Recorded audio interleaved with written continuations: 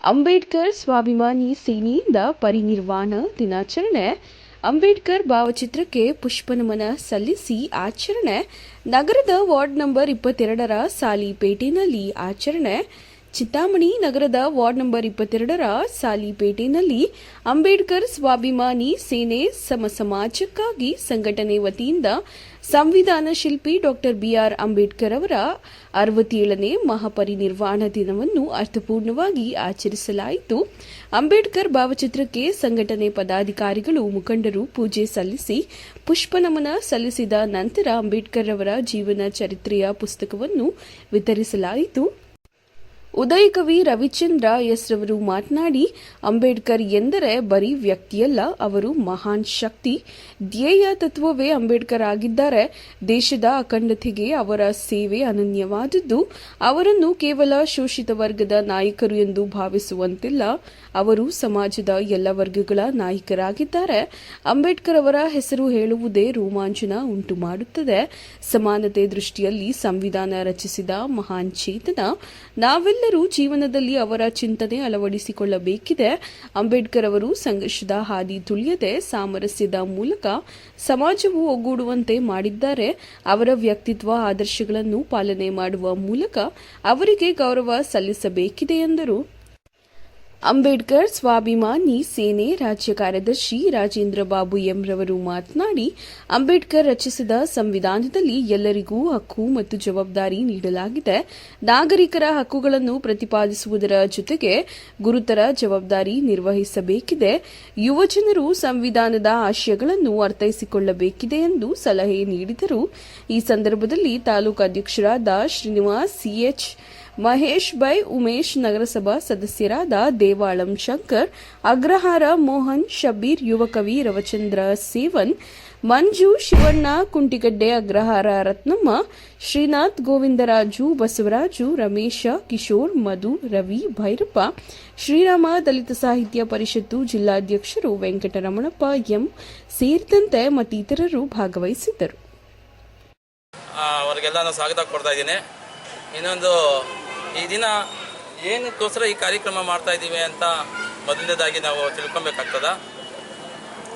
ಡಿಸೆಂಬರು 6ನೇ ತಾರೀಕು 1956ರಲ್ಲಿ ಅಂಬೇಡ್ಕರ್ ಅವರು ನಿಧನರಾಗ್ತಾರೆ. ಅವರು ಹೋಗಿದ್ದು ಈ ದಲಿತ ಪರ ಸಂಘಟನೆಗಳೇ ಆಗಲಿ, ದಲಿತ ಪರ ಜನಗಳೇ ಆಗಲಿ, ದಲಿತರು, ಹಿಂದುಳಿದ ವರ್ಗದವರು ಎಲ್ಲರಿಗೂ ತುಂಬಲಾರದ ನಷ್ಟ ಆಯಿತು. ಆ ದಿನದಿಂದ ಈ ದಿನವರೆಗೂ ನಾವು ಅವ್ರನ್ನ ಈ ದಿನ ಸ್ಮರಣೆ ಮಾಡ್ತಾ ಇದ್ದೀವಿ. ಅದಕ್ಕೋಸ್ಕರ ನಾವು ಇಲ್ಲೆಲ್ಲ ಸೇರಿದ್ದೀವಿ. ಅವರಿಗೆ ಒಂದು 10 ನಿಮಿಷ ಎಲ್ಲರೂ ಮೌನ ಆಚರಿಸಿ ಅವ್ರಿಗೆ ನಮನ ಸಲ್ಲಿಸೋಣ. ಎಲ್ಲರೂ ಒಂದು 10 ನಿಮಿಷ ಮೌನ ಆಚರಣೆ. ಒಂದು ನಿಟ್ಟಿನಲ್ಲಿ ನಾವೆಲ್ಲರೂ ಕೂಡ ಮೊದಲು ಒಂದು ಪ್ರತಿಜ್ಞೆ ಮಾಡಬೇಕಾಗಿದೆ.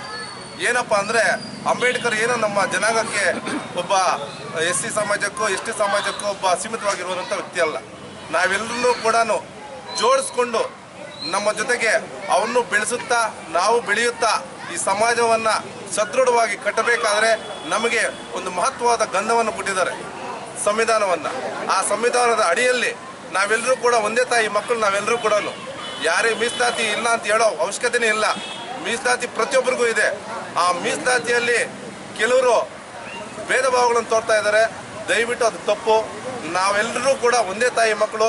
ಸಂವಿಧಾನ ನಾವೆಲ್ಲರಿಗೂ ಕೂಡ ಒಂದೇ ಗ್ರಂಥ. ಅದು ಆ ಗ್ರಂಥವನ್ನು ನಾವೆಲ್ಲರೂ ಕೂಡ ಪರಿಪಾಲನೆ ಮಾಡಿದ್ದಲ್ಲಿ ನಾವೆಲ್ಲರೂ ಕೂಡ ಈ ಭಾರತ ದೇಶದಲ್ಲಿ ಒಂದೇ ತಾಯಿ ಮಕ್ಕಳಂತೆ ಬೆಳಿಬೋದು, ಹಾಗೂ ಈ ಭಾರತವನ್ನು ಬಲಿಷ್ಠವಾಗಿ ಮಾಡಬಹುದು ಅಂತ ಹೇಳ್ತಾ ಈ ದಿವಸ ನನ್ನ ಕರೆದು ಮಾತಾಡಿ ತಮ್ಮೆಲ್ಲರಿಗೂ ಕೂಡ ಬಾಂಧವರಿಗೂ ನಮಸ್ಕರಿಸುತ್ತಾ, ಇವತ್ತಿನ ಒಂದು ದಿನ ನಮಗೆ ಸುದಿನ ಅಂತ ಹೇಳಬೇಕು. ಯಾಕೆ ಈ ಸುದಿನ ಅಂತ ಹೇಳಬೇಕಾಗುತ್ತೆ ಅಂದರೆ, ಅವ್ರನ್ನ ನಾವು ಅಗಲಿರೋದು ಈ ಭಾರತ ದೇಶದ ಒಂದು ತುಂಬ ನಷ್ಟ ಉಂಟಾಗಿದೆ. ಒಂದು ವಿಚಾರ. ಇನ್ನೊಂದೇನು ಅಂದರೆ, ಅದೇ ವಿಚಾರದಲ್ಲಿ ಇವತ್ತು ನಮಗೊಂದು ಅಸ್ತ್ರ ಕೊಟ್ಟೋಗಿದೆ. ಆ ಅಸ್ತ್ರ ಏನು ಅಂದರೆ ಸಂವಿಧಾನ. ಆ ಸಂವಿಧಾನದ ಅಡಿಯಲ್ಲಿ ನಾವೆಲ್ಲ ಇವತ್ತು ಕೆಲಸ ಮಾಡ್ಕೊಂಡು ಹೋಗಬೇಕಾಗಿದೆ. ಪ್ರತಿಯೊಬ್ಬರನ್ನೂ ನಾವು ನಮ್ಮದೇ ಆದಂಥ ಅಣ್ಣ ತಮ್ಮಂದರ ಥರ ಒಂದು ಕುಟುಂಬವಾಗಿ ನಡ್ಕೊಂಡು ಹೋಗಬೇಕಾದಂಥ ವ್ಯವಸ್ಥೆ ನಿರ್ಮಾಣ ಮಾಡಿಕೊಟ್ಟಿದ್ದಾರೆ. ಅದೇ ರೀತಿ ಸುಮಾರು ವರ್ಷಗಳ ಹಿಂದೆ ಆ ಮಹಾನ್ ನಾಯಕ ಬದುಕಿದ್ದಾಗ ದಕ್ಷಿಣ ಆಫ್ರಿಕಾದಲ್ಲಿ ಒಂದು ದುಂಡು ಮೇಜಿನ ಸಭೆಯಲ್ಲಿ ಅವರೊಂದು ಮಾತು ಹೇಳ್ತಾರೆ, ನಾವು ನಮ್ಮ ದೇಶದ ನಾಯಕರನ್ನು ಎಣಿಸ್ಕೋಬೇಕಾದ್ರೆ ನಾವೊಂದು ಅಸ್ತ್ರ ರೆಡಿ ಮಾಡಿದ್ದೀನಿ, ಇದಕ್ಕೆ ನೀವೆಲ್ಲರೂ ಅನುಮತಿ ಅಂತ ಕೊಡಿ ಅಂತ ಕೇಳಿದಾಗ ನಮ್ಮದೇ ದೇಶದ ಕೆಲವು ನಾಯಕರು ಇದು ಬೇಡ ಅಂತ ಹೇಳಿದಾಗ ಅವರು ಆ ಒಂದು ಮಂತ್ರಿ ಸ್ಥಾನವನ್ನು ಅವ್ರು ಕೊಟ್ಟಿರೋಂತಹ ನಾಯಕನ ಜವಾಬ್ದಾರಿಯನ್ನು, ಆ ಸಭೆಯ ಅಧ್ಯಕ್ಷತೆಯನ್ನು ನಿರಾಕರಿಸಿ ಬಂದಿರೋಂಥ ಮಹಾನಾಯಕರು. ಅವ್ರಿಗೆ ನಾವು ಇವತ್ತು ಕೃತಜ್ಞತೆ ಸಲ್ಲಿಸಬೇಕಾಗುತ್ತೆ. ಅವರೆದ್ದು ಆಚೆ ಬರ್ತಾ ಇರೋದು ಅಂತ ನೋಡಿ ವಿದೇಶಿ ನಾಯಕರು ಮತ್ತೆ ಕರೆದು ಅವ್ರ ಕೈ ಕಾಲು ಹಿಡಿದು ಮತ್ತೆ ಆ ದುಂಡು ಮೇಜಿನ ಸಭೆಯಲ್ಲಿ ಕೂರಿಸಿ, ಈ ನೀವೇನು ಅಸ್ತ್ರ ಹೇಳ್ತೀರೋ ಅದಕ್ಕೆ ನಾವು ಬದ್ಧವಾಗಿದ್ದೀವಿ, ನೀವು ಇದನ್ನು ನಿಮ್ಮ ದೇಶದಲ್ಲಿ ಉಪಯೋಗಿಸ್ಕೋಬೋದು. ಆ ಅಸ್ತ್ರ ಏನು ಅಂತ ಕೇಳಿದಾಗ ಪ್ರಜಾಪ್ರಭುತ್ವದ ಅಡಿಯಲ್ಲಿ ನಾವು ಮತ ಹಾಕಬೇಕು ಅಂದರೆ ಇದನ್ನು ನಮಗೆ ಕೊಡಿ ಅಂತ ಕೇಳಿದಾಗ ಎಲ್ಲರೂ ಒಮ್ಮತವಾಗಿ ಮೇಜನ್ನು ತಟ್ಟಿ ನಮಗೆ ಮತ ಹಕ್ಕನ್ನು ಕೊಟ್ಟಿರೋಂಥ ಏಕೈಕ ವ್ಯಕ್ತಿ ಸಂವಿಧಾನ ಶಿಲ್ಪಿ ಭಾರತ ರತ್ನ BR ಅಂಬೇಡ್ಕರ್ ಅವರು. ಅಂಬೇಡ್ಕರ್ಗೆ ಅವರ ನಾವು ದಾರಿಯಲ್ಲಿ ಇವತ್ತು ನಡೆದು ಮುಂದಿನ ದಿನಗಳಲ್ಲಿ ದೇಶದ ಮುಖ್ಯವಾಹಿನಿಗೆ ಬರಬೇಕು ಅಂತ ಅವರು ನಮಗೆ ದಾರಿದೀಪವಾಗಿದ್ದಾರೆ. ಅವರ ಬೆಳಕಲ್ಲಿ ಇವತ್ತು ನಾವೆಲ್ಲ ಹೋಗಬೇಕಾಗಿದೆ. ಮುಂದಿನ ದಿನಗಳಲ್ಲಿ ಯಾರೇ ಆಗಲಿ ಅವ್ರನ್ನ ನಾವು ಸ್ಮರಣೆ ಮಾಡಿಕೊಂಡು ಮುಂದಿನ ದಿನಗಳಲ್ಲಿ ಅವ್ರ ದಾರಿದೀಪಲ್ಲಿ ನಾವು ನಡೆಯುವಂಥ ವ್ಯವಸ್ಥೆ ನಿರ್ಮಾಣ ಮಾಡ್ಕೋಬೇಕು. ಆ ಇದರಲ್ಲಿ ನಾವು ನಡ್ಕೊಂಡು ಹೋದರೆ ಇವತ್ತು ದೇಶ ಉನ್ನತ ಮಟ್ಟದ ಸ್ಥಾನಕ್ಕೆ ಹೋಗುತ್ತೆ ಅಂತ ಹೇಳ್ತಾ ನಾನು 2 ಮಾತುಗಳನ್ನ ಮುಗಿಸ್ತಾ ಇದ್ದೀನಿ. ಇವತ್ತು ನಾವೆಲ್ಲರೂ ಇಲ್ಲಿ ಸೇರಿರೋದು ಬಹಳ 2 ವಿಚಾರ, ಒಂದು ಸಂತೋಷದ ವಿಚಾರ, ಇನ್ನೊಂದು ಬಹಳ ದುಃಖ ಪಡ್ತಕ್ಕಂತಹ ವಿಚಾರ. ಸಂತೋಷದ ವಿಚಾರ ಅಂತಂದರೆ ನಾವೆಲ್ಲರೂ ಕೂಡ ನಮ್ಮ ಜಾತಿಯನ್ನು ಮರೆತು ಎಲ್ಲ ದಲಿತರು ಮತ್ತು ಹಿಂದುಳಿದ ವರ್ಗದವರು ಎಲ್ಲರೂ ಕೂಡ ಸೇರಿಕೊಂಡು ಇವತ್ತು ಕಾರ್ಯಕ್ರಮವನ್ನು ನಡೆಸ್ತಾ ಇರ್ತಕ್ಕಂಥದ್ದು ಬಹಳ ಸಂತೋಷದ ವಿಚಾರ. ದುಃಖದ ವಿಚಾರ ಅಂತಂದರೆ ತಮ್ಮೆಲ್ರಿಗೂ ಗೊತ್ತಿರೋ ಹಾಗೆ ಇಡೀ ದೇಶಕ್ಕೆ ಗೊತ್ತಿರ್ತಕ್ಕಂತಹ ಒಬ್ಬ ಮಹಾನ್ ವ್ಯಕ್ತಿ. ಅವರು ದೇಶಕ್ಕೆ ಮಾತ್ರ ಸೀಮಿತ ಅಲ್ಲ, ಇಡೀ ಪ್ರಪಂಚಕ್ಕೆ ಬಹಳ ಮುಖ್ಯವಾಗಿ ಬೇಕಾಗಿರ್ತಕ್ಕಂಥ ವ್ಯಕ್ತಿ ಅಂದರೆ ತಪ್ಪಾಗಲ್ಲ. ನಮ್ಮ ಬಾಬಾ ಸಾಹೇಬ್ ಡಾಕ್ಟರ್ BR ಅಂಬೇಡ್ಕರ್ ಸಾಹೇಬರು ಇದೇ ಡಿಸೆಂಬರು 6ನೇ ತಾರೀಕು 1956ನೇ ದಿನ ಏನಿದೆ, ಅದು ನಿಜವಾಗಿಯೂ ಕೂಡ ಇಡೀ ದೇಶಕ್ಕೆ ಶೋಕ ತರ್ತಕ್ಕಂತಹ ಕರಾಳ ದಿನ. ಯಾಕಪ್ಪ ಅಂತಂದರೆ ಅಂಬೇಡ್ಕರ್ ಅವರು ತಮ್ಮ ದೇಹವನ್ನು ತ್ಯಾಗ ಮಾಡಿದಂತಹ ದಿನ. ಆವತ್ತಿನ ದಿನ ನಮಗೆ ಪ್ರತಿ ದಿವಸ ಸೂರ್ಯ ಮುಳುಗ್ತಾನೆ ಮತ್ತೆ ಹುಟ್ಟುತ್ತಾನೆ. ಆದರೆ ಅಂಬೇಡ್ಕರ್ ಅವರು ಅಸ್ತಂಗತವಾದಂಥ ಆ ದಿನ ಏನಿದೆ, ನಮ್ಮ ಭಾರತ ದೇಶದಲ್ಲಿ ಕರಾಳ ದಿನ ಅಂತ ಹೇಳ್ಬಿಟ್ಟು ಕರೀತಾರೆ.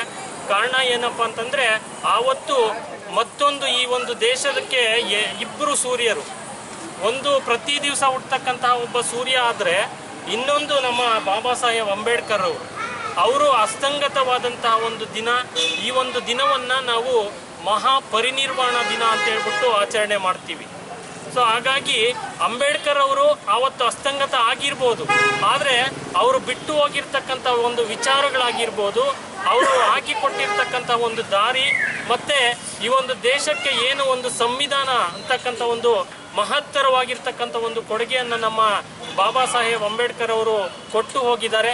ಅದು ಖಂಡಿತವಾಗ್ಲೂ ಕೂಡ ಆ ಸಂವಿಧಾನ ಇರೋಷ್ಟು ದಿವಸನೂ ಕೂಡ ಸೂರ್ಯ ಚಂದ್ರರು ಎಷ್ಟು ದಿವಸ ಇರ್ತಾರೋ ಅಷ್ಟೂ ದಿವಸ ಕೂಡ ಬಾಬಾ ಸಾಹೇಬ್ ಅಂಬೇಡ್ಕರ್ ಅವರನ್ನು ಈ ದೇಶದ ಜನ ಮರೆಯೋದಕ್ಕೆ ಸಾಧ್ಯನೇ ಇಲ್ಲ. ಅವರು ಮತ್ತೊಮ್ಮೆ ಮಗದೊಮ್ಮೆ ನಮ್ಮ ಈ ಪುಣ್ಯ ದೇಶದಲ್ಲಿ ಭಾರತ ದೇಶದಲ್ಲಿ ಹುಟ್ಟಿ ಬರಲಿ. ನಮ್ಮ ಎಲ್ಲರಿಗೂ ಕೂಡ ಅವರು ಬರೀ ದಲಿತರಿಗೆ ಮಾತ್ರ ಸೀಮಿತ ಅಲ್ಲ, ಅವರು ವಿಶ್ವನಾಯಕ.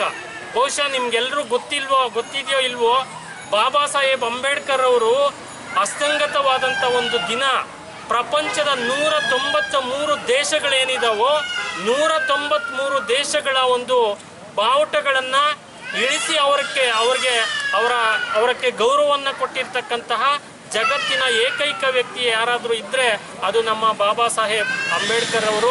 ಹಾಗಾಗಿ ಇಂತಹ ಕಾರ್ಯಕ್ರಮದಲ್ಲಿ ಪಾಲ್ಗೊಂಡಿರ್ತಕ್ಕಂತಹ ತಮ್ಮೆಲ್ಲರಿಗೂ ಧನ್ಯವಾದಗಳನ್ನು ಅರ್ಪಿಸುತ್ತಾ ಅಂಬೇಡ್ಕರ್ ಸ್ವಾಭಿಮಾನಿ ಸೇನೆಗೆ ಜೈ, ಅಂಬೇಡ್ಕರ್ಗೆ, ಅಂಬೇಡ್ಕರ್ಗೆ